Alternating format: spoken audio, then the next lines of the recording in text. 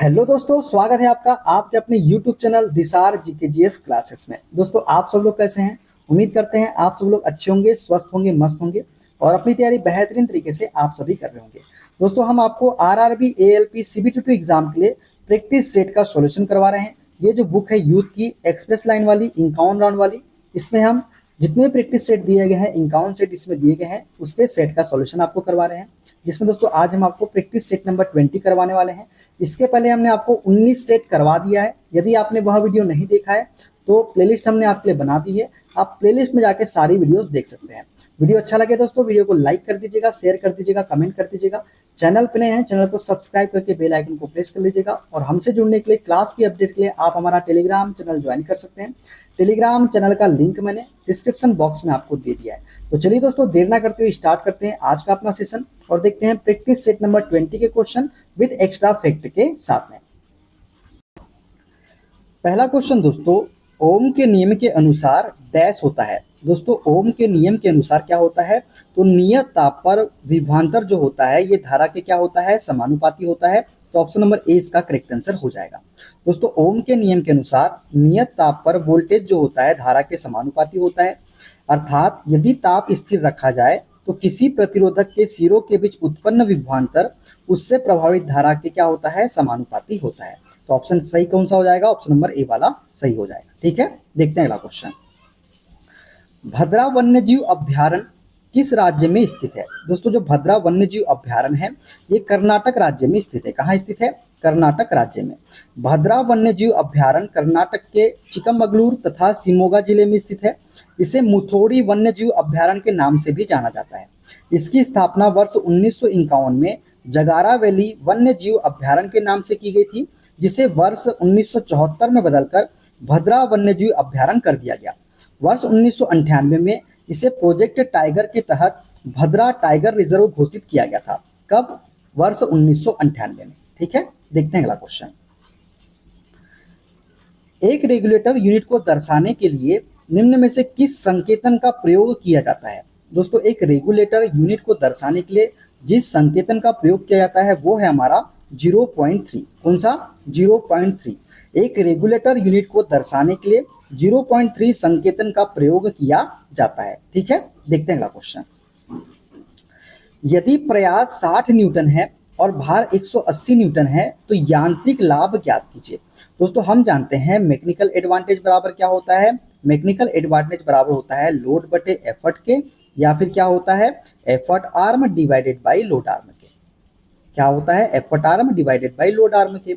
अभी यहाँ पे हमको क्या दिया गया है? एफर्ट दिया गया है और लोड दिया गया है, तो हम इसका प्रयोग करेंगे। तो लोड कितना है दोस्तों हमारे पास में? 180 न्यूटन दिया गया है। एफर्ट कितना है हमारा? एफर्ट 60 है। तो मैकेनिकल एडवांटेज कितना आ जाएगा? 0 से 0 काट देंगे, 6 से काट देंगे 3 बार में, तो 3 जो है हमारा मैकेनिकल एडवांटेज निकल के आ जाएगा। ऑप्शन नंबर बी इसका करेक्ट आंसर हो जाएगा। क्लियर? आगे बढ़ते हैं। निम्न में से कौन सा ऑपरेटिंग सिस्टम का उदाहरण नहीं है? दोस्तों, ऑपरेटिंग सिस्टम कौन सा नहीं है? एमएस ऑफिस जो है दोस्तों ये ऑपरेटिंग सिस्टम नहीं है। यूनिक्स की बात करें, लिनक्स की बात करें, विंडोज की बात करें, तो ये सभी क्या है? ऑपरेटिंग सिस्टम है। दोस्तों, एमएस ऑफिस एक एप्लीकेशन सॉफ्टवेयर है, जबकि Unix, Linux, Windows, MS DOS operating system के क्या है? उदाहरण है। ठीक है, देखते हैं अगला क्वेश्चन। 10 ओम का प्रतिरोध ए, 20 ओम के प्रतिरोध बी और 6 वोल्ट की बैटरी के साथ श्रेणी क्रम में जुड़ा हुआ है। ए और बी के सिरों पर विभवांतर क्रमशः होगा, ये हमको बताना है।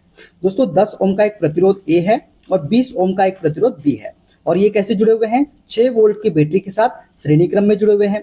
तो हम जानते हैं जब भी श्रेणी क्रम में प्रतिरोध जुड़े होते हैं तो समतुल्य प्रतिरोध हम कैसे निकालते हैं? R बराबर R1 plus R2 plus R3 plus dash dash Rn तक के। अब दो प्रतिरोध है 10 ओम के और 20 ओम के, तो यहाँ से हम समतुल्य प्रतिरोध निकाल सकते हैं क्या? बिल्कुल निकाल सकते हैं। तो R बराबर क्या हो जाएगा समतुल्य प्रतिरोध श्रेणी क्रम में? तो R बराबर होगा दोस्तों R1 प्लस R2। 10 और 20 कितना हो जाएगा? 30 ओम निकल के आ जाएगा। कितना निकल के आ जाएगा? 30 ओम हमारा समतुल्य प्रतिरोध निकल के आ जाएगा। अब हमें प्रतिरोध निकल के आ गया है, हमें विभवांतर का मान दिया गया है, तो यहाँ से हम धारा का मान निकाल सकते हैं क्या? बिल्कुल निकाल सकते हैं। हम जानते हैं I बराबर क्या होता है दोस्तों? I बराबर होता है V अपॉन में R के। क्या होता है? V अपॉन में R के। तो V कितना है हमारा? 6 वोल्ट है और R हमने कितना निकाला? R हमने 30 निकाला। तो कितने बार में जाएगा, 6 कम 6, 6 पंचे 30, तो धारा हमारी कितनी निकल के आ गई, 1/5 एम्पियर निकल के आ गई। कितनी, 1/5 एम्पियर।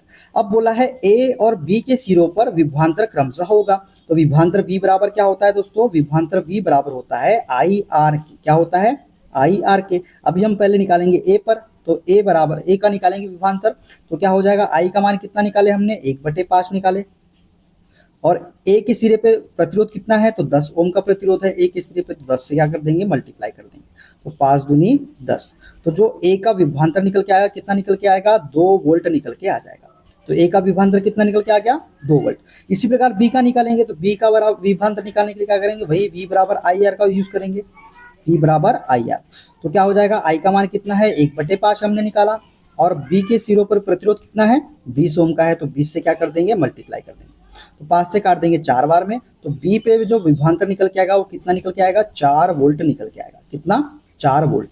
तो हमारा ए का विभवांतर 2 वोल्ट और बी का विभवांतर कितना होगा, 4 वोल्ट होगा, और दोनों को जोड़ी तो देखिए 6 वोल्ट आ रहा है कि नहीं आ रहा है, बिल्कुल आ रहा है। तो करेक्ट आंसर हो जाएगा 2 वोल्ट और 4 वोल्ट। तो 2 वोल्ट और 4 वोल्ट ऑप्शन नंबर डी वाला इसका करेक्ट आंसर हो जाएगा।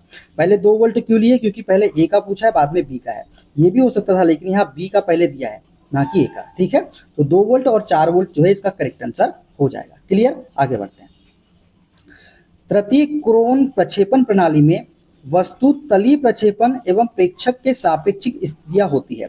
तो दोस्तों, तृतीय कोण प्रक्षेपण प्रणाली में वस्तु तलीय प्रक्षेपण एवं प्रेक्षक के सापेक्षिक स्थितियां जो होती है वो होती है प्रक्षेपण तल दोनों के मध्य स्थापित होता है। जो प्रक्षेपण तल होता है कहाँ स्थित होता है, दोनों के मध्य में स्थापित होता है। दोस्तों, तृतीय कोण प्रक्षेप में प्रक्षेप तल जो है वस्तु तथा दर्शक के बीच में होता है, जबकि प्रथम कोणीय प्रक्षेप में वस्तु जो है दर्शक तथा प्रक्षेप तल के बीच में स्थित होती है। तृतीय कोण प्रक्षेप में प्रक्षेप तल पारदर्शी माना जाता है। बड़ी विमा वाली वस्तुओं का प्रक्षेप खींचने के लिए तृतीय कोण प्रक्षेप विधि का प्रयोग किया जाता है। यदि बड़ी विमा वाली कोई वस्तु है उसका प्रक्षेप यदि हमको खींचना है तो हम किसका प्रयोग करते हैं, तृतीय कोण प्रक्षेप विधि का। ठीक है, देखते हैं अगला क्वेश्चन। 9 ओम प्रतिरोध वाली तार को दोगुना कर दिया जाता है। तार के नए प्रतिरोध की गणना कीजिए। दोस्तों, 9 ओम का प्रतिरोध वाली कोई तार है जिसको क्या कर दिया जा रहा है, 2 गुना कर दिया जा रहा है। मतलब 2 गुना करने का मतलब है कि त्रिज्या को 2 गुना किया जा रहा है। तो तार के नए प्रतिरोध की गणना हमको बताना है। हम जानते हैं प्रतिरोध R बराबर क्या होता है दोस्तों, ये होता है रो L अपॉन में A के होता है। क्या होता है, रो L अपॉन में A के।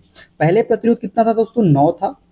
ठीक है, और ये क्या हो जाएगा, रो L अपॉन में पाई आर स्क्वायर हो जाएगा कि नहीं हो जाएगा। क्षेत्रफल क्या होता है, पाई आर स्क्वायर लिख लूंगा मैं, कोई दिक्कत। तो ये हमारा क्या होगा, समीकरण इक्वेशन नंबर फर्स्ट हो गया। अब बोला है 9 ओम प्रतिरोध वाली तार को 2 गुना कर दिया जाता है, मतलब उसकी त्रिज्या को क्या किया जा रहा है, 2 गुना किया जा रहा है। तो R1 क्या हो जाएगा हमारा, R1 निकल के आएगा हमारा रो L अपॉन में पाई R कितना हो रहा है, 2 गुना, तो 2R का स्क्वायर हो जाएगा, यहाँ पे 2R का स्क्वायर। तो ये कितना हो जाएगा, रो L अपॉन में 4 पाई R स्क्वायर। ये हो जाएगा, ये होगा कि नहीं होगा। अब ये देखिए रो L upon pi R square किसका मान है, ये तो R का मान है, R का मान है, और इसका मान कितना दिया हमारा दिया गया है, 9 दिया गया है। तो इसके जगह पे मैं ये कर सकता हूँ, R1 बराबर 9/4 भी तो कर सकता हूँ। मैंने यहाँ पे रो L upon pi R square का मान रख दिया। तो 4 से जब काटूंगा इसको तो 4 दूनी 8, बच गया कितना, एक लगाया पॉइंट, लगाया दशमलव, फिर 4 दूनी 8, 4 पंचे 20। तो जो हमारा प्रतिरोध निकल के आएगा नया वाला, वो कितना निकल के आ जाएगा, 2.25 ओम निकल के आ जाएगा। कितना, 2.25 ओम। ऑप्शन नंबर सी इसका करेक्ट आंसर हो जाएगा। क्लियर है, कहाँ से किया हमने, सबसे पहले हमने क्या किया, हमको बोला था 9 ओम का प्रतिरोध वाली कोई तार है जिसको 2 गुना किया जाता है। 2 गुना करने का मतलब उसके क्षेत्रफल में वृद्धि करने, तो हम मतलब त्रिज्या में ही तो वृद्धि होगी। तो क्या हुआ, हमको जानते हैं R बराबर क्या होता है, रो L अपॉन में A के होता है। तो R का मान कितना था, पहले 9 था, रो L अपॉन में पाई R स्क्वायर मैंने कर दिया। ठीक है, ये क्या हो गया, सब इक्वेशन नंबर हमारी फर्स्ट हो गई। अब बोला है कि तार के प्रतिरोध वाली तार को कितना किया है, 2 गुना किया जा रहा है, मतलब त्रिज्या को 2 गुना कर दिए। तो हमने क्या किया, R1 निकाला, रो L अपॉन में पाई R स्क्वायर। R की जगह पे क्या रख दिया हमने, 2 रख दिया, 2R स्क्वायर। तो 2R स्क्वायर मतलब 4 पाई R स्क्वायर हो गया। अब हमको जानते हैं रो L upon pi R square का मान कितना है हमारे पास में, 9 दिया था। तो यहाँ पे हमने क्या कर दिया, 9 रख दिया। ठीक है, इससे हमारा आंसर निकल के आ गया। क्लियर, आगे बढ़ते हैं। लंबकोणी प्रक्षेपण प्रक्रिया के लिए BIS कौन से प्रक्षेपण की सिफारिश करता है? दोस्तों लंबकोणी प्रक्षेपण प्रक्रिया के लिए BIS जो है ये प्रथम कोण प्रक्षेपण की क्या करता है, सिफारिश करता है। तो ऑप्शन ए इसका करेक्ट आंसर हो जाएगा। दोस्तों लंबकोणी प्रक्षेप विधि में BIS bureau of Indian standard प्रथम कोणीय प्रक्षेपण विधि का प्रयोग करता है। ब्रिटेन, भारत, BIS तथा कुछ अन्य देशों में प्रथम कोणीय प्रक्षेपण विधि का प्रयोग होता है, जबकि अमेरिका में तृतीय कोणीय प्रक्षेपण विधि का प्रयोग होता है। इसमें अमेरिका में। ठीक है, देखते हैं अगला क्वेश्चन। नंदा देवी जैवमंडल निश्चय बायोस्फीयर रिजर्व कहाँ स्थित है? तो दोस्तों नंदा देवी जैवमंडल बायोस्फीयर रिजर्व जो है ये उत्तराखंड में स्थित है। कहाँ पे स्थित है? उत्तराखंड में। नंदा देवी जैवमंडल बायोस्फीयर रिजर्व जो है उत्तराखंड में फैला है, जो नंदा देवी राष्ट्रीय उद्यान और फूलों की घाटी राष्ट्रीय उद्यान से मिलकर बना है। फूलों की घाटी कहाँ पे है? तो उत्तराखंड में है, ये भी आपको याद रखना है। इसे 1988 में यूनेस्को द्वारा विश्व धरोहर घोषित किया जा चुका है। Nanda Devi biosphere reserve UNESCO की विश्व बायोस्फीयर रिजर्व की सूची में 2004 में शामिल किया गया था। जो नंदा देवी बायोस्फीयर था दोस्तों, इसे यूनेस्को की विश्व बायोस्फीयर रिजर्व की सूची में 2004 में शामिल किया गया था और 1988 में यूनेस्को द्वारा विश्व धरोहर घोषित किया गया था। ठीक है, देखते हैं अगला क्वेश्चन। एक सर्किट में एक बिंदु से दूसरे बिंदु तक 2 कूलाम का आवेश प्रभावित होता है। यदि 2 बिंदुओं के मध्य विभवांतर 5 वोल्ट है तो किए गए कार्य की मात्रा कितनी होगी? तो दोस्तों हम जानते हैं कार्य बराबर क्या होता है, विभवांतर इंटू आवेश के होता है। क्या होता है? विभवांतर इंटू आवेश के। विभवांतर कितना है हमारा? 5 वोल्ट है। आवेश कितना है हमारा? 2 है। तो कार्य कितना हो जाएगा? 10 जूल हो जाएगा। कितना हो जाएगा? 10 जूल। ऑप्शन नंबर ए वाला इसका करेक्ट आंसर हो जाएगा। क्लियर, आगे बढ़ते हैं। विद्युत बल्ब के एक फिलामेंट द्वारा 8 मिनट में 0.75 एम्पीयर की धारा खींची जाती है। धारा के माध्यम से प्रभावित होने वाले विद्युत आवेश की मात्रा ज्ञात कीजिए। दोस्तों हमको यहाँ पे विद्युत आवेश बताना है और हम जानते हैं आवेश Q बराबर क्या होता है? I इंटू टी के होता है। क्या होता है? I इंटू टू के। हमने I इंटू टी ही क्यों लिया? क्योंकि हमको धारा का मान दिया गया है और समय का मान दिया गया है, इस वजह से। ठीक है, तो Q बराबर क्या होता है? I into T. I का मान कितना है दोस्तों? 0.75। तो मैं इसको 75/100 लिख लूँ, क्या कोई दिक्कत तो नहीं ना? ठीक है, 75/100। टाइम कितना है? 8 मिनट है और 1 मिनट में कितने सेकेंड होते हैं? 60 सेकेंड। तो 8 इंटू 60। ठीक है, 8 इंटू 60 क्यों किया? 1 मिनट में 60 सेकेंड, तो 8 इंटू 60 करेंगे तो 8 से 48 कितना? 480 सेकेंड होंगे। अब इसको सॉल्व करते हैं। 1 0 से 1 0 कट गया। किससे काट दे? 5 से काट देते हैं। 5 दूनी 10, 5 एकम 5, 5 25। 2 से काट देते हैं। 2 चौके 8, तो कितना हो गया? 15 चौ 60। 60 इंटू 6 करेंगे तो 6 6 36। तो 360 जो है कूलाम हमारा विद्युत आवेश निकल के आ जाएगा। ऑप्शन नंबर ए वाला। क्लियर, आगे बढ़ते हैं नेक्स्ट क्वेश्चन की ओर। भारत में कटीले सींग वाला जंगली आइबेक्स डैश में पाया जाता है। दोस्तों भारत में कटीले सींग वाला जंगली ibex saggy horn wild ibex dash में पाया जाता है। तो ये पर्वतीय वनों में पाया जाता है। कहाँ पाया जाता है? पर्वतीय वनों में। भारत में कटीले सींग वाला जंगली आइबेक्स पर्वतीय वनों में पाया जाता है। साइबेरियन आइबेक्स जंगली बकरी की एक प्रजाति है जो शीत मरुस्थल, पर्वतीय कगार तथा पहाड़ों की तलछटी जैसे विभिन्न आवासों में क्या करती है? निवास करती है। ठीक है, देखते हैं अगला क्वेश्चन। WWW का आविष्कार किसने किया? तो दोस्तों WWW का आविष्कार जो है ये टिम बर्नर्स-ली ने किया था। आविष्कार इसका किसने? टिम बर्नर्स-ली ने। दोस्तों टिम बर्नर्स-ली ने 1989 में WWW की खोज की। WWW का पूरा नाम क्या है? तो वर्ल्ड वाइड वेब है। यह वेब दुनिया भर की खोज जानकारी को वेबसाइट में संग्रहित करता है। WWW का आविष्कार करने के समय टिम बर्नर्स-ली यूरोपीय परमाणु अनुसंधान संगठन जिनेवा में कार्यरत थे। अगस्त 1991 को WWW को सार्वजनिक रूप से उपलब्ध करा दिया गया था। ठीक है, देखते हैं अगला क्वेश्चन।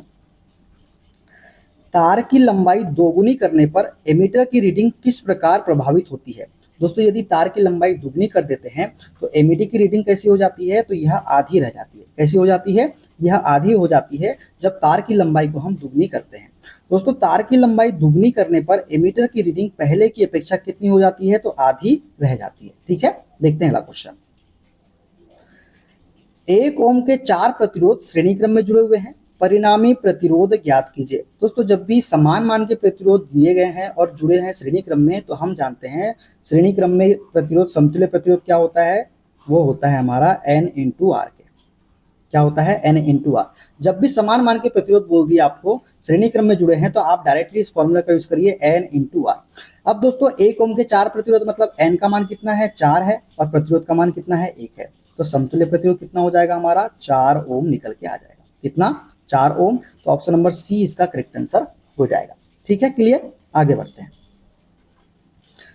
निम्न में से कौन सा एक सर्च इंजन नहीं है। तो दोस्तों याहू सर्च इंजन है, गूगल सर्च इंजन है, बिंग सर्च इंजन है, जो इंस्टाग्राम है ये सर्च इंजन नहीं है।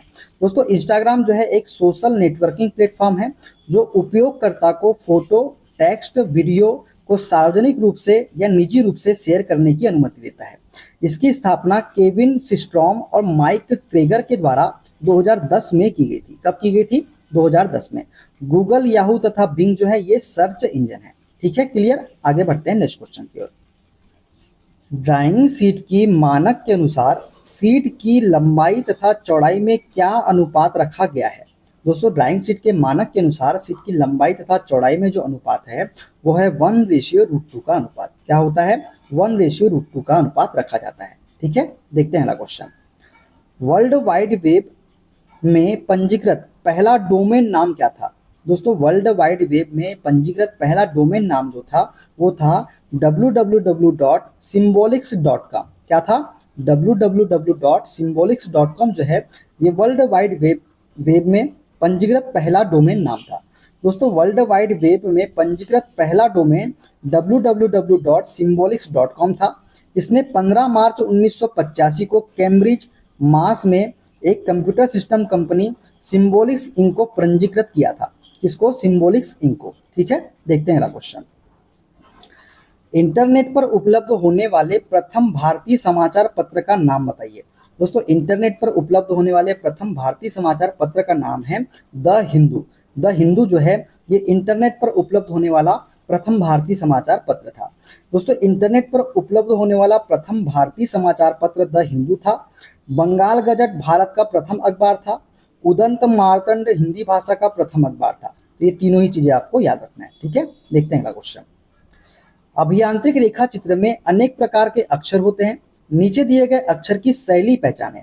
दोस्तों ये जो अक्षर है इसे क्या बोलते हैं हम, तो इसे बोलते हैं हम रोमन शैली। क्या बोलते हैं इसे हम, रोमन शैली बोलते हैं।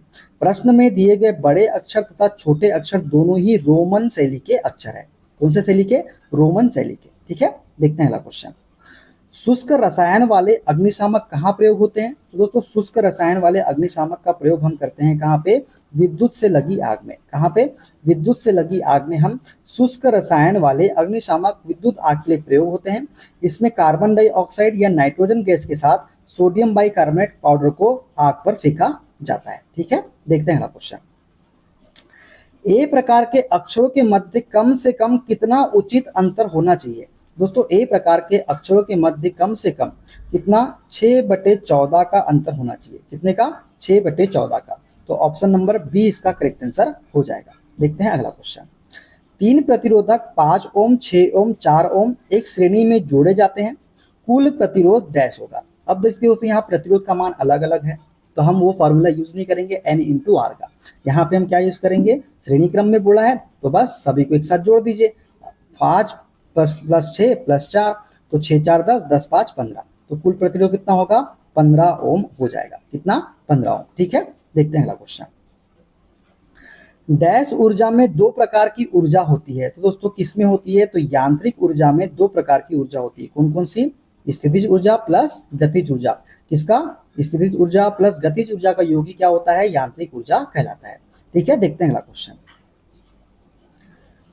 प्रथम कोणीय प्रक्षेप पद्धति में एक वस्तु का दायां पार्श्व दृश्य खींचा जाता है। दोस्तों प्रथम कोणीय प्रक्षेप पद्धति में एक वस्तु का दायां पार्श्व दृश्य जो है ये उत्सेद के बाएं खींचा जाता है। कहाँ खींचा जाता है, उत्सेद के बाएं में खींचा जाता है। प्रथम कोणीय प्रक्षेप पद्धति में किसी वस्तु का दायां पार्श्व दृश्य उत्सेद के बायां खींचा जाता है तथा बायां पार्श्व दृश्य उत्सेद के दाएं खींचा जाता है। प्रथम कोणीय प्रक्षेप में वस्तु प्रथम चतुर्थांश में होती है, अर्थात वस्तु क्षैतिज तल से ऊपर तथा ऊर्ध्वाधर तल के कैसी होती है, सामने होती है। प्रथम कोणीय प्रक्षेप में वस्तु दर्शक तथा प्रक्षेप तल के बीच में स्थित होती है। प्रथम कोणीय प्रक्षेप में वस्तु को दर्शक जिस दिशा से देखता है उसके विपरीत दिशा में प्रक्षेप बनता है, और प्रथम कोणीय प्रक्षेप में एक्स वाई रेखा धरातल रेखा का कार्य करती है। ठीक है, तो ये सारी चीजें प्रथम कोणीय प्रक्षेप के बारे में आपको याद रखना है। देखते हैं अगला क्वेश्चन। रेखा चित्र में दिखाई गई रेखा ए बी है। दोस्तों ये जो रेखा है इसे हम क्या बोलेंगे, तो इसे हम बोलेंगे स्पर्श रेखा, क्योंकि ये क्या कर रही है, एक वृत्त को स्पर्श कर रही है। तो ये है हमारी एक स्पर्श रेखा। ठीक है, देखते हैं अगला क्वेश्चन। दोस्तों वृत्त की परिधि को केवल एक बिंदु पर स्पर्श करने वाली सरल रेखा को हम बोलते हैं स्पर्श रेखा। वृत्त के केंद्र को स्पर्श बिंदु से मिलाने वाली सरल रेखा को हम बोलते हैं स्पर्श रेखा पर लंब। ठीक है, देखते हैं अगला क्वेश्चन। 15 किलोग्राम द्रव्यमान की एक वस्तु 7 मीटर प्रति सेकंड के एक समान वेग से गतिमान कर रही है। उस वस्तु की गतिज ऊर्जा कितनी होगी? दोस्तों गतिज ऊर्जा बराबर क्या होता है, 1/2 mv² के। क्या होता है, 1/2 mv² के। 1/2 m का मान कितना है दोस्तों, 15 दिया गया है, इंटू 15, और v का मान कितना है, 7 है, तो 7 का स्क्वायर कितना हो जाएगा, 49 हो जाएगा। ठीक है, तो इसको जब हम सॉल्व करेंगे तो कितना निकल के आ जाएगा, तो 15 का मल्टीप्लाई इसमें कर दीजिए, 15 9 135 की 5 हासिल का है 13, 15 चौ 60, 60 और 13 कितना हो जाएगा, 73 हो जाएगा, डिवाइडेड बाई क्या हो जाएगा, 2 हो जाएगा। 2 से काट देंगे, 2 तिया 6, बच गया 1, 2 छक 12, बच गया 1, 2 साथी 14, बच गया 1, 2 पंचे 10, तो 367.5 जो होगा जूल में आंसर निकल के आएगा। ऑप्शन नंबर सी इसका करेक्ट आंसर हो जाएगा। क्लियर, आगे बढ़ते हैं। यदि कोई पिंड रूपांतरित गति में एक वक्र पथ पर गति करता है तो इस गति को कहेंगे। दोस्तों यदि कोई पिंड रूपांतरित गति में एक वक्र पथ पर गति करता है तो इसे हम बोलते हैं वक्र रेखी गति। क्या बोलते हैं इसे हम, वक्र रेखी गति बोलते हैं। घुमावदार मार्ग में गति करने वाली वस्तु की गति को वक्र रेखी गति कहा जाता है। यदि कोई पिंड रूपांतरित गति में एक वक्र पथ पर गति करता है तो इस गति को वक्र रेखी गति हम कहते हैं। इस प्रकार जब एक पत्थर को एक कोण से हवा में फेंका जाता है तो ये वक्र रेखीय गति करता है। दोस्तों जब भी एक पत्थर को एक कोण से हवा में हम फेंकते हैं तो ये कौन सी गति करता है, तो वक्र रेखीय गति करता है। ठीक है, देखते हैं अगला क्वेश्चन। चित्र में लाइन x का नाम बताइए। ये जो लाइन है दोस्तों, ये जो दिख रही है आपको, ये वाली लाइन, इसे हम क्या बोलते हैं, तो इसे बोलते हैं दोस्तों हम सतह पर विशेष अभिक्रिया, special treatment application on surface. तो ऑप्शन सी इसका करेक्ट आंसर हो जाएगा। दोस्तों x द्वारा प्रदर्शित लाइन श्रृंखलित मोटी रेखा है। इस रेखा का प्रयोग सतह की विशेषताओं को दर्शाने में किया जाता है। इस रेखा की मोटाई मुख्य रेखा के समान ही होती है। ठीक है, देखते हैं अगला क्वेश्चन। किस लेवर श्रेणी का यांत्रिक लाभ हमेशा 1 से अधिक होता है? तो यांत्रिक लाभ हमेशा 1 से अधिक होता है द्वितीय श्रेणी के लीवर का। द्वितीय श्रेणी के लीवर का यांत्रिक लाभ हमेशा 1 से अधिक होता है। प्रथम श्रेणी का यांत्रिक लाभ 1 हो सकता है, 1 से कम हो सकता है, 1 के बराबर भी हो सकता है और 1 से अधिक भी हो सकता है। और तृतीय श्रेणी में यांत्रिक लाभ जो होता है हमेशा 1 से कम होता है। तो तीनों ही चीजें आपको याद रखना है। ठीक है, देखते हैं अगला क्वेश्चन। इनमें से किस लुप्तप्राय प्रजाति को बचाने के लिए 1936 में जिम कॉर्बेट नेशनल पार्क की स्थापना की गई थी? दोस्तों वह प्रजाति जिसको बचाने के लिए 1936 में जिम कॉर्बेट नेशनल पार्क की स्थापना की गई थी वो था हमारा बंगाल टाइगर। कौन सा? बंगाल टाइगर। दोस्तों Jim Corbett national park Uttarakhand राज्य में स्थित है। इसकी स्थापना 1936 में हैली नेशनल पार्क के रूप में लुप्तप्राय बंगाल टाइगर को बचाने के लिए की गई थी। यह भारत का पहला राष्ट्रीय उद्यान है। बाद में इसका नाम बदलकर जिम कॉर्बेट के नाम पर जिम कॉर्बेट नेशनल पार्क कर दिया गया। इसे वर्ष 1974 में प्रोजेक्ट टाइगर वन्य जीव संरक्षण परियोजना शुरू करने के लिए प्रथम राष्ट्रीय उद्यान के रूप में चुना गया था। कब? 1974 में प्रोजेक्ट टाइगर वन्य जीव संरक्षण परियोजना शुरू करने के लिए। ठीक है, देखते हैं अगला क्वेश्चन। निम्न में से किस जोड़े की दिशा हमेशा एक समान होती है? तो दोस्तों वह जोड़ा जिसकी दिशा हमेशा एक समान होती है वो है हमारा बल और त्वरण। कौन सा? बल और त्वरण। दोस्तों बल तथा त्वरण की दिशा हमेशा एक समान होती है। जिन भौतिक राशियों में परिमाण तथा दिशा दोनों निहित होती है उन्हें सदिश राशि कहते हैं। उदाहरण की बात करें तो बल हो गया, त्वरण हो गया, वेग हो गया, संवेग हो गया, ये सभी क्या है, सदिश राशियां है। और जिन भौतिक राशियों में सिर्फ परिमाण की आवश्यकता होती है, दिशा की नहीं, उन्हें अदिश राशि कहते हैं। जैसे चाल, दूरी, द्रव्यमान, आयतन, ये सभी क्या है, अदिश राशियां है। ठीक है, देखते हैं अगला क्वेश्चन। कुछ राशियों के भौतिक गुण को दर्शाने के लिए उनके परिमाण के साथ साथ दिशा भी निर्दिष्ट की जाती है। इस प्रकार की भौतिक राशियों को क्या कहा जाता है, तो इन्हें हम बोलते हैं सदिश राशियां। कौन सी राशियां, सदिश राशियां। कुछ राशियों के भौतिक गुण को दर्शाने के लिए उनके परिमाण के साथ साथ दिशा भी निर्दिष्ट की जाती है। इस प्रकार की भौतिक राशि को सदिश राशि हम कहते हैं। सदिश राशियों के उदाहरण है वेग, बल, संवेग। और जिन भौतिक राशियों को निरूपित करने के लिए केवल परिमाण की आवश्यकता होती है, दिशा की नहीं, उन्हें हम अदिश राशि कहते हैं। जैसे समय, चाल, द्रव्यमान, ये सभी क्या है, अदिश राशियां है। ठीक है, देखते हैं अगला क्वेश्चन। ड्राइंग शीट में मार्जिन लाइन का प्रिंट होता है। दोस्तों ड्राइंग शीट में मार्जिन लाइन का प्रिंट जो होता है, ये परिष्कृत साइज होता है। क्या होता है, परिष्कृत साइज। दोस्तों ड्राइंग शीट में मार्जिन लाइन का प्रिंट परिष्कृत साइज होता है। ठीक है, देखते हैं अगला क्वेश्चन।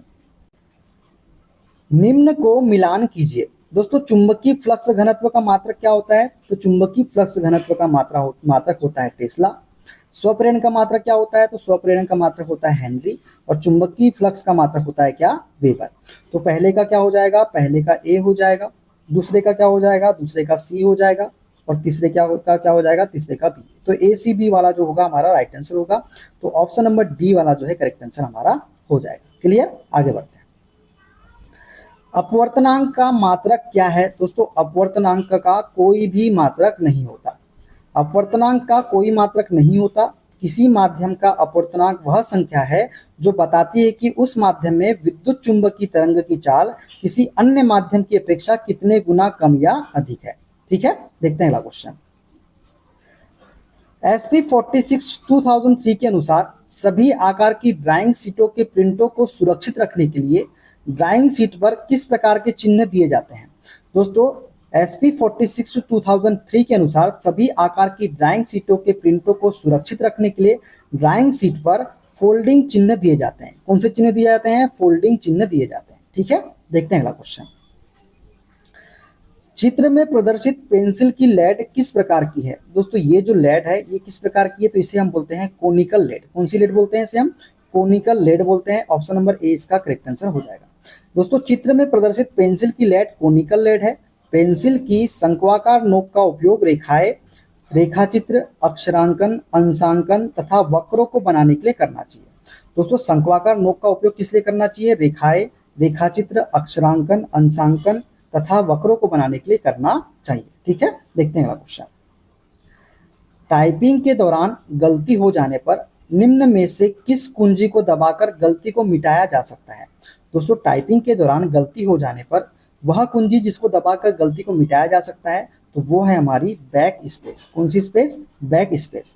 टाइपिंग के दौरान गलती हो जाने पर कर्सर के बाईं ओर के शब्दों को मिटाने के लिए बैक स्पेस कुंजी का तथा दाईं ओर के शब्दों को मिटाने के लिए डिलीट कुंजी का प्रयोग किया जाता है। ठीक है, देखते हैं अगला क्वेश्चन। त्योहारों के समय भवनों में लगाई जाने वाली लाइटें, झालरें डैश का उदाहरण है। तो दोस्तों त्योहारों के समय भवनों में लगाई जाने वाली लाइटें और झालरें जो है ये श्रेणी परिपथ का उदाहरण है। कौन सा, श्रेणी परिपथ का। हम सीरीज बोलते हैं ना उसको, जब घरों में लगाते हैं उसे सीरीज बोलते हैं कि नहीं, वही तो श्रेणी है। ठीक है, त्योहारों के समय मकानों तथा भवनों में लगाई जाने वाली लाइटें, झालरें श्रेणी परिपथ का उदाहरण है। जब विद्युत परिपथ में दो या अधिक उपकरण या बल्ब इस प्रकार से जोड़े जाते हैं कि उनमें एक ही धारा प्रवाहित हो, तो इसे श्रेणी क्रम अथवा श्रेणी परिपथ हम बोलते हैं। इसके विपरीत जिस परिपथ में सभी घटक समांतर क्रम में जुड़े हो उसे समांतर पथ कहते हैं। उदाहरण की बात करें तो घरों में प्रयोग होने वाली बिजली के उपकरण हो गया, समांतर क्रम में विद्युत परिपथ से जुड़े होते हैं। जो घर में बिजली के उपकरण होते हैं दोस्तों, वो कैसे जुड़े होते हैं, तो समांतर क्रम में जुड़े होते हैं। ठीक है, देखते हैं अगला क्वेश्चन। इनमें से कौन सा यंत्र कंप्यूटर के लिए एक इनपुट तथा आउटपुट उपकरण दोनों की भांति कार्य करता है। तो वह यंत्र जो कंप्यूटर के लिए इनपुट तथा आउटपुट दोनों के भांति कार्य करता है वो है हमारा मॉडेम। मॉडेम जो है ये कंप्यूटर के लिए इनपुट तथा आउटपुट उपकरण दोनों की भांति क्या करता है, कार्य करता है। दोस्तों मॉडेम इनपुट तथा आउटपुट दोनों की भांति कार्य करता है। मॉडेम मॉड्यूलेटर, डीमॉड्यूलेटर का संक्षिप्त रूप है। यह डेटा को एनालॉग से डिजिटल एवं डिजिटल से एनालॉग में रूपांतरित करता है। कौन, मॉडेम। ठीक है, देखते हैं अगला क्वेश्चन। झूले पर बैठे लड़के की गति डैश होती है। तो झूले पर यदि कोई लड़का बैठा है तो उसकी गति कैसी होगी, तो उसकी गति होगी आवर्ती गति, क्योंकि झूला क्या होता है, ऐसे ऐसे जाता है, फिर ऐसे आता है, फिर ऐसे जाता है, ऐसे आता है, तो क्या है, ये आवर्ती गति है। दोस्तों, वह गति जिसमें कोई वस्तु या पिंड एक निश्चित समय अंतराल पर और निश्चित पथ पर खुद की गति को दोहराता है, वह आवर्ती गति कहलाती है। जैसे घड़ी की सुई की गति हो गई, पृथ्वी के सूर्य के चारों ओर कक्षीय गति हो गई, झूले पर बैठे लड़के की गति, ये सभी क्या है, आवर्ती गति के उदाहरण है। ठीक है, देखते हैं अगला क्वेश्चन। जहाजों की गति में वृद्धि डैश पर आधारित है। तो जहाजों में गति की वृद्धि जो है ये आर्किमिडीज के सिद्धांत पर आधारित है। किस पर, आर्किमिडीज के सिद्धांत पर। जहाजों की गति में वृद्धि आर्किमिडीज के सिद्धांत पर आधारित है। जब कोई वस्तु किसी द्रव में पूरी अथवा आंशिक रूप से डुबोई जाती है तो उसके भार में आभासी कमी होती है। भार में यह आभासी कमी वस्तु द्वारा हटाए गए द्रव के भार के बराबर होती है। इसे ही हम आर्किमिडीज का सिद्धांत कहते हैं। फैराडे का नियम क्या है, तो विद्युत परिपथ से संबंधित है फैराडे का नियम। फ्लेमिंग का राइट हैंड रूल किससे संबंधित है, तो प्रेरित विद्युत धारा से संबंधित है फ्लेमिंग के राइट हैंड का रूल नियम। और न्यूटन की गति का दूसरा नियम, किसी वस्तु पर लगा बल उस वस्तु के संवेग में परिवर्तन की दर के कैसे होता है, बराबर होता है। ये न्यूटन की गति का दूसरा नियम है। ठीक है, देखते हैं अगला क्वेश्चन। निम्न में से किस कार्य को करने हेतु सॉफ्ट ग्रेड की पेंसिल उपयोगी है। दोस्तों, सॉफ्ट ग्रेड की पेंसिल का उपयोग हम किस लिए करते हैं, तो गाढ़ी रेखाएं बनाने के लिए हम क्या करते हैं, सॉफ्ट ग्रेड की पेंसिल का प्रयोग। ठीक है, देखते हैं अगला क्वेश्चन। ऊपरी प्रणोद और भार डैश में प्रयुक्त होते हैं। तो दोस्तों, ऊपरी प्रणोद और भार जो है ये विपरीत दिशा में प्रयुक्त होते हैं। कौन सी दिशा में, विपरीत दिशा में। किसी वस्तु की सतह पर लंबवत लगने वाले बल को प्रणोद कहते हैं। किसी वस्तु पर लगने वाला प्रणोद का परिमाण उस सतह के क्षेत्रफल पर निर्भर करता है जिस सतह से वस्तु संपर्क में रहती है। प्रणोद का एसआई मात्रक किलोग्राम मीटर प्रति सेकेंड स्क्वायर होता है या न्यूटन होता है। ऊपरी प्रणोद ऊपर की दिशा में और भार नीचे की दिशा में प्रयुक्त होते हैं। जैसे रॉकेट का आगे की ओर बढ़ना, ये इसका अच्छा उदाहरण है। ठीक है, देखते हैं अगला क्वेश्चन। चिमटी किस प्रकार के लीवर का उदाहरण है। दोस्तों, चिमटे की बात करें तो चिमटा देखिए इस प्रकार से होता है हमारा चिमटा। यहाँ पे हम लोड पकड़ते हैं, लोड यहाँ पे होता है। ये क्या है, हमारा फलक्रम है। ये क्या है, हमारा फलक्रम है। और यहाँ पे हमारे हाथ रहते हैं, तो यहाँ पे हम क्या लगाते हैं, एफर्ट लगाते हैं। तो एफ एल ई से जानते हैं, इसको एफ एल ई से समझते हैं। जब एफर्ट बीच में होता है तो उसे क्या बोलते हैं, तृतीय श्रेणी का लीवर। एफर्ट यहाँ पे कहाँ है, ये एफर्ट यहाँ पे लग रहा है, लोड यहाँ पे है, तो एफर्ट कहाँ पे है, बीच में है। तो जब एफर्ट जब बीच में होता है तो वो होता है तृतीय श्रेणी का लीवर। तो ऑप्शन नंबर सी वाला इसका करेक्ट आंसर हो जाएगा। क्लियर दोस्तों। चिमटी में आलम एक सिरे पर होता है, ये देखिए ये फलक्रम आलम है। भार दूसरे सिरे पे होता है, लोड यहाँ पे होता है। ठीक है, और प्रयास कहाँ तो है, बीच में होता है। तो एफर्ट कहाँ होता है, बीच में होता है। तो ये तृतीय श्रेणी के लीवर का उदाहरण है। ठीक है, देखते हैं अगला क्वेश्चन। निम्न में से कौन सा एक स्प्रेडशीट प्रोग्राम नहीं है। दोस्तों, स्प्रेडशीट प्रोग्राम नहीं है, वो है उबंटू। उबंटू जो है ये स्प्रेडशीट प्रोग्राम नहीं है। उबंटू एक ऑपरेटिंग सिस्टम है। उबंटू लिनक्स ऑपरेटिंग सिस्टम में सबसे लोकप्रिय है। यह डेबियन लिनक्स पर आधारित ऑपरेटिंग सिस्टम है। इसे 2004 में लॉन्च किया गया था। कब लॉन्च किया गया था, 2004 में। ठीक है, देखते हैं अगला क्वेश्चन। खारे पानी में रहने वाले मगरमच्छ कहाँ पाए जाते हैं। दोस्तों, खारे पानी में रहने वाले मगरमच्छ जो है ये अंडमान और निकोबार द्वीप समूह में पाए जाते हैं। कहाँ पाए जाते हैं, अंडमान और निकोबार द्वीप समूह में। एस्टुअरिन या खारे पानी का मगरमच्छ पृथ्वी पर सबसे बड़ी जीवित मगरमच्छ प्रजाति है। यह मगरमच्छ ओडिशा के भीतरकनिका राष्ट्रीय उद्यान, पश्चिम बंगाल में सुंदरवन तथा अंडमान और निकोबार द्वीप समूह में पाया जाता है। ठीक है, देखते हैं अगला क्वेश्चन। फ्यूज के रूप में प्रयुक्त तंतु से अत्यधिक धारा प्रभावित होने पर वह डैश हो जाता है। दोस्तों, फ्यूज के रूप में प्रयुक्त तंतु से अत्यधिक धारा प्रभावित होने पर वो क्या हो जाता है, तो वह गल जाता है। क्या हो जाता है, गल जाता है। ऑप्शन डी इसका करेक्ट आंसर हो जाएगा, बी वाला। फ्यूज के रूप में संयुक्त तंतु से अत्यधिक धारा प्रभावित होने पर यह विद्युत धारा के ऊष्मीय प्रभाव के कारण गल जाता है, जिससे विद्युत परिपथ में विद्युत धारा की सप्लाई बंद हो जाती है और सभी उपकरण कैसे हो जाते हैं, सुरक्षित रहते हैं इसकी वजह से। ठीक है, क्लियर है। तो दोस्तों, ये थे आज के सारे क्वेश्चन। वीडियो कैसा लगा कमेंट बॉक्स में जरूर बताइएगा। वीडियो अच्छा लगे दोस्तों, वीडियो को लाइक कर दीजिएगा, शेयर कर दीजिएगा, कमेंट कर दीजिएगा। चैनल पे नए हैं, चैनल को सब्सक्राइब करके बेल आइकन को प्रेस कर लीजिएगा। दोस्तों, मिलते हैं अगले वीडियो में अगले प्रैक्टिस सेट के साथ। अपना ख्याल रखिए। Okay, bye bye, take care.